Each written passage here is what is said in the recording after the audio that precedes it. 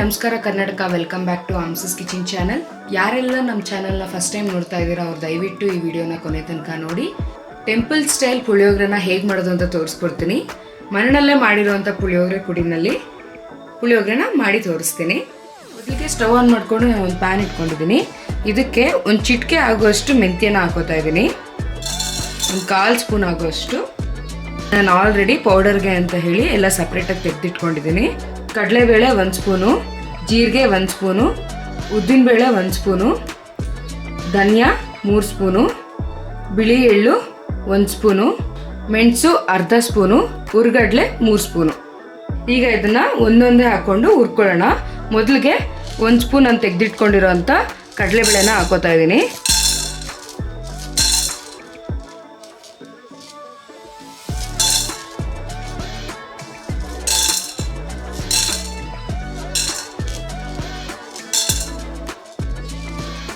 ಇದ್ರ ಜೊತೆಗೆ ಉದ್ದಿನಬೇಳೆನೂ ಕೂಡ ಹಾಕೋತಾ ಇದ್ದೀನಿ 1 ಸ್ಪೂನ್ ಅಷ್ಟು.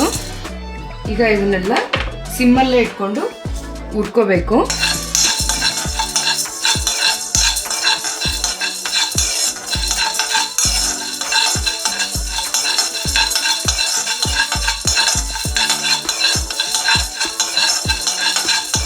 ಮೆಂತ್ಯ, ಉದ್ದಿನಬೇಳೆ, ಕಡಲೆಬೇಳೆ ಇದನ್ನು 1 ನಿಮಿಷ ಆಗುವಷ್ಟು ಹುರ್ಕೋಬೇಕು ಸಣ್ಣ ಊರಿನಲ್ಲೇ. ಯಾವುದೇ ರೀತಿ ಸೀದೋಗೋಕ್ಕೆ ಬಿಡಬೇಡಿ, ಸಿಮ್ಮಲ್ಲೇ ಇಟ್ಕೊಂಡು ಇದನ್ನು ಹುರ್ಕೊಳ್ಳಿ. ನೋಡಿ, ಲೈಟಾಗಿ ಕಲರ್ ಚೇಂಜ್ ಆಗಿದೆ. ಈಗ ಇದಕ್ಕೆ ಜೀರಿಗೆ ಹಾಕೋತಾ ಇದ್ದೀನಿ 1 ಸ್ಪೂನು,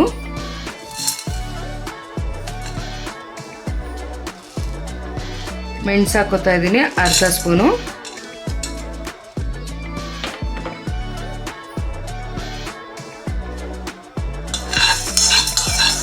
ಇದನ್ನು ಕೂಡ ಒಂದು 30 ಸೆಕೆಂಡು ಹುರ್ಕೊಳ್ಳೋಣ.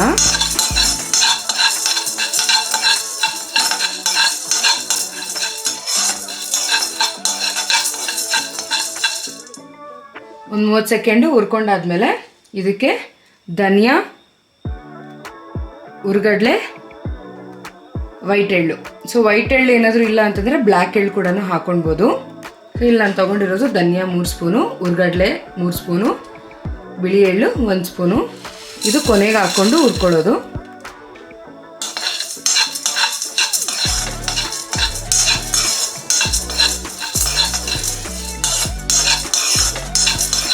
ಕೊನೆಗಾಗಿ ಹಾಕೊಂಡ್ರಲ್ಲ ಅದನ್ನ ತುಂಬ ಹೊತ್ತೇನು ಹುರ್ಕೊಳಕ್ಕೆ ಹೋಗಬೇಡಿ, ಜಸ್ಟ್ ಅದು ಬೆಚ್ಚಗಾದ್ರೆ ಸಾಕು.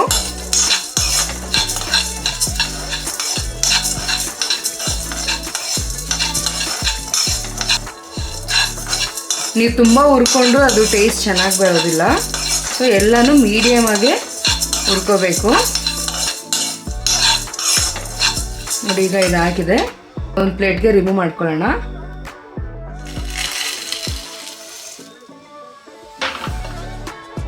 ಈಗ ಇದೇ ಪ್ಯಾನ್ಗೆ ಬ್ಯಾಡಗೆ ಮೆಣಸಿನ್ಕಾಯಿ ಹಾಕೋತಾ ಇದ್ದೀನಿ. ಒಂದು 20 ಬ್ಯಾಡಗೆ ಮೆಣಸಿನ್ಕಾಯಿ.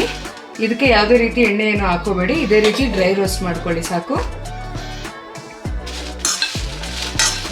ಇದು ಜಸ್ಟ್ ಬೆಚ್ಚಗಾಗೋದಕ್ಕೆ ಅಷ್ಟೇ, ತುಂಬ ಏನು ಫ್ರೈ ಮಾಡ್ಕೊಳಕ್ಕೆ ಹೋಗಬೇಡಿ.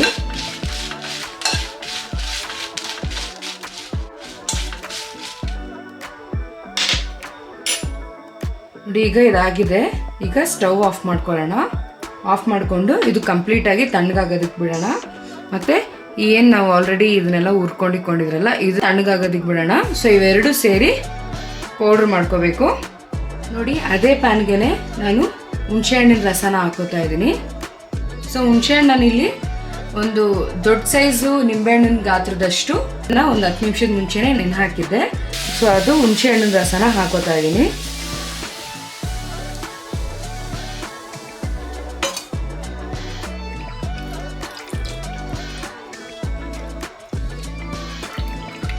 ಸಿಮ್ಮಲ್ಲೇ ಇಟ್ಕೊಂಡು ಒಂದು 5 ನಿಮಿಷ ಇದನ್ನು ಕುದಿಸ್ಕೊಳ್ಳೋಣ. ಈಗ ನಾವು ಹುರ್ಕೊಂಡಿರೋ ಅಂಥ ಇದನ್ನೆಲ್ಲ ಮಿಕ್ಸಿಗೆ ಹಾಕೊಳ್ಳೋಣ.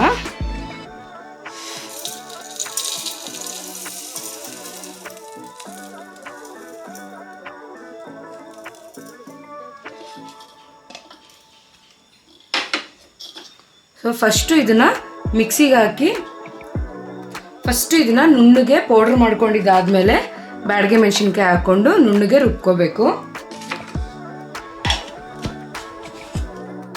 ನೋಡಿ ಎಷ್ಟು ನುಣ್ಣಗೆ ರುಬ್ಕೊಂಡಿದ್ದೀನಿ. ಈಗ ನಾವು ಆಲ್ರೆಡಿ ಒಂದು ಕಡೆ ಹುಣಸೆಹಣ್ಣನ್ನ ಕುದಿಯೋದಕ್ಕೆ ಬಿಟ್ಟಿದ್ರಿ. ಇದು ನೋಡಿ ಸ್ವಲ್ಪ ಗಟ್ಟಿಗೆ ಆಗ್ತಾ ಇದೆ. ಈ ಟೈಮಲ್ಲೇ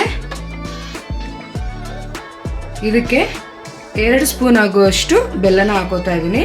ತುರಿದಿರುವಂಥ ಬೆಲ್ಲ ಒಂದು 2 ಸ್ಪೂನು.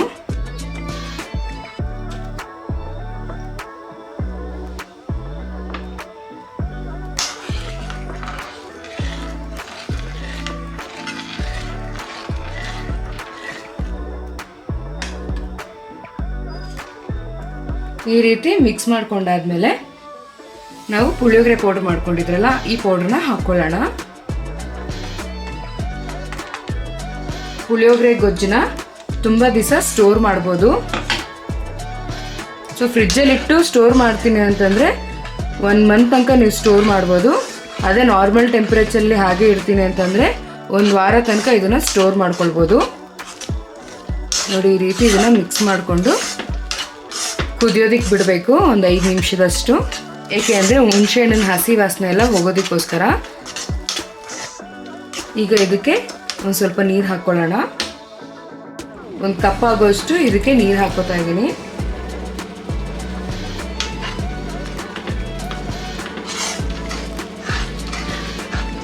ಲೋ ಫ್ಲೇಮಲ್ಲೇ ಇಟ್ಕೊಂಡು ಇದನ್ನು ಕುದಿಸ್ಕೋಬೇಕು.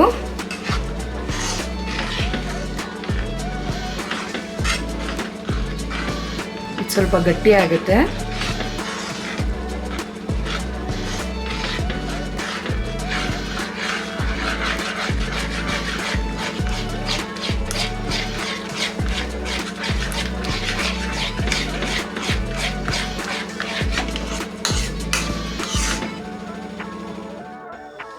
ನೋಡಿ ಈ ರೀತಿ ಗಟ್ಟಿಗಾದ್ಮೇಲೆ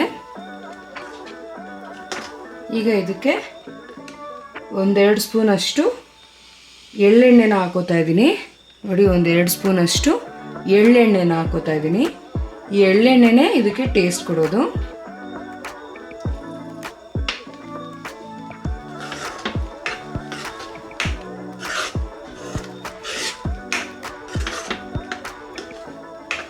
ಈಗ ಪುಳಿಯೋಗರೆ ಗೊಜ್ಜು ರೆಡಿ ಆಗಿದೆ.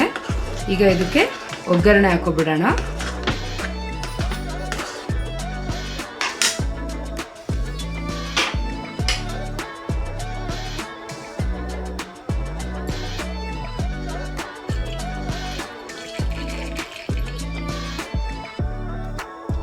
ಒಂದು 3 ಸ್ಪೂನ್ ಅಷ್ಟು ಕಡಲೆ ಬೀಜನ ಹಾಕೋತಾ ಇದ್ದೀನಿ.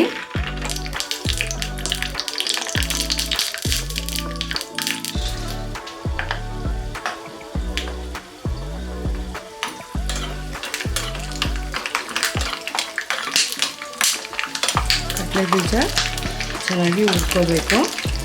ಬ್ರೌನ್ ಕಲರ್ಗೆ ಚೇಂಜ್ ಆಗೋ ತನಕ ಇದನ್ನ ಇದೇ ರೀತಿ ಹುರ್ಕೊಳ್ಬೇಕು.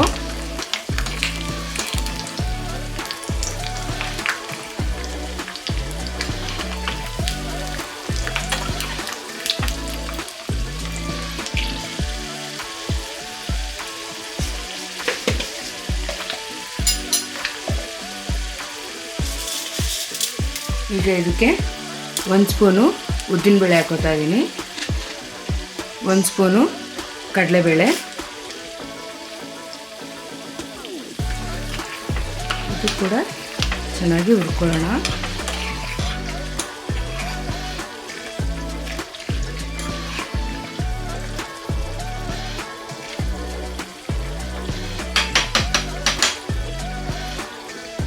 ಕರಿಬೇವು 1-2 ಕಡ್ಡಿ,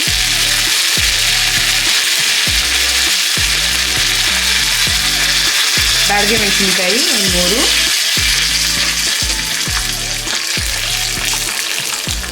ನೋಡಿ ಇದನ್ನೆಲ್ಲ ಹಾಕ್ಕೊಂಡು ಈ ರೀತಿ ಹುರ್ಕೋಬೇಕು.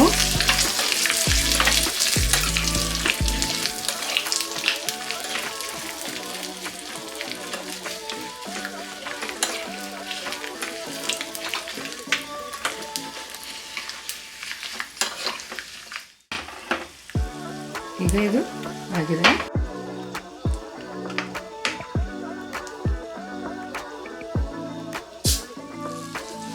ಈಗ ಈ ಗೊಜ್ಜಿಗೆ ಒಗ್ಗರಣೆನ ಹಾಕೋತಾ ಇದ್ದೀನಿ.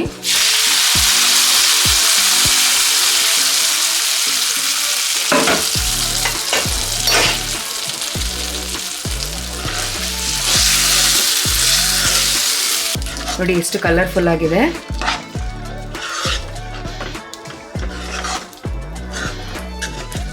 ಸೊ ಇನ್ಸ್ಟೆಂಟಾಗಿ ನೀವು ಈ ರೀತಿ ಗೊಜ್ಜು ಮಾಡಿ ಇಟ್ಕೊಂಡು ಯೂಸ್ ಮಾಡ್ಕೊಬೋದು. ನಾರ್ಮಲ್ ಆಗಿ ಇಟ್ಟರೆ ಒಂದು 7 days ತನಕ ಇರುತ್ತೆ. ಫ್ರಿಜ್ಜಲ್ಲಿ ಇಡೋಂಗಿದ್ರೆ ಒಂದು ತಿಂಗಳ ತನಕ ಇರುತ್ತೆ. ಅದೇ ಏನಾದರೂ ನಿಮ್ಮ ಮಕ್ಕಳೇನಾದರೂ ಹಾಸ್ಟೆಲ್ಗೆ ಹೋದಾಗ ಈ ರೀತಿ ಪುಡಿ ಮಾಡಿ ಕೂಡ ನೀವು ಕೊಡ್ಬೋದು.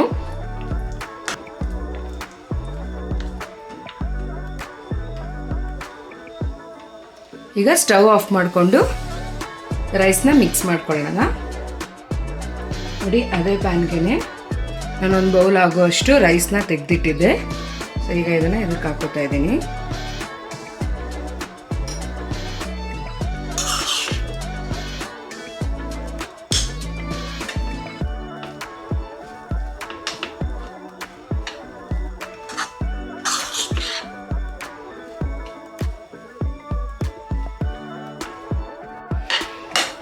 ಸ್ಮೆಲ್ ಅಂತೂ ಘಮ ಘಮ ಅಂತ ಇದೆ. ಎಷ್ಟೇ ಆಗಲಿ ಮನೆಯಲ್ಲಿ ಮಾಡಿರೋ ಅಂಥ ಪುಳಿಯೋಗರೆ ಪುಡಿಯಿಂದ ನಾವು ಪುಳಿಯೋಗರೆ ಮಾಡ್ಕೊಂಡು ತಿನ್ನೋದ್ರಲ್ಲಿ ತುಂಬಾ ಟೇಸ್ಟ್ ಇರುತ್ತೆ. Same temple style.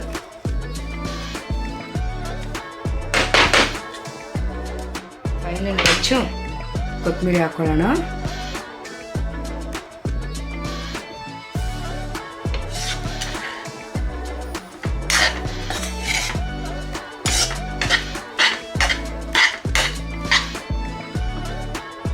ಈಗ ಪುಳಿಯೋಗರೆ ರೆಡಿ ಇದೆ, ಸರ್ವ್ ಮಾಡ್ಕೊಳ್ಳೋಣ. ಟೆಂಪಲ್ ಸ್ಟೈಲ್ ಪುಳಿಯೋಗರೆ ಸವಿಯಲು ರೆಡಿ ಇದೆ. ಸ್ಮೆಲ್ ಅಂತೂ ಘಮ ಘಮ ಅಂತಿದೆ. ಖಂಡಿತ ನಿಮ್ಗೆ ಈ ರೆಸಿಪಿ ಇಷ್ಟ ಆಗುತ್ತೆ. ನೀವು ಕೂಡ ಮನೆಯಲ್ಲಿ ಟ್ರೈ ಮಾಡಿ ರೆಸಿಪಿ ಹೇಗೆ ಬಂದಿದೆ ಅಂತ ಕಮೆಂಟ್ ಮೂಲಕ ತಿಳಿಸಿ. ನಿಮ್ಗೆ ಏನಾದರೂ ಈ ರೆಸಿಪಿ ಇಷ್ಟ ಆಗಿದರೆ ನಿಮ್ಮ ಫ್ಯಾಮಿಲಿ ಫ್ರೆಂಡ್ಸ್ಗೆ ಶೇರ್ ಮಾಡಿ, ಲೈಕ್ ಮಾಡಿ, ಸಬ್ಸ್ಕ್ರೈಬ್ ಮಾಡಿ. ಈ ವಿಡಿಯೋ ನೋಡಿದ್ದಕ್ಕಾಗಿ ಧನ್ಯವಾದಗಳು.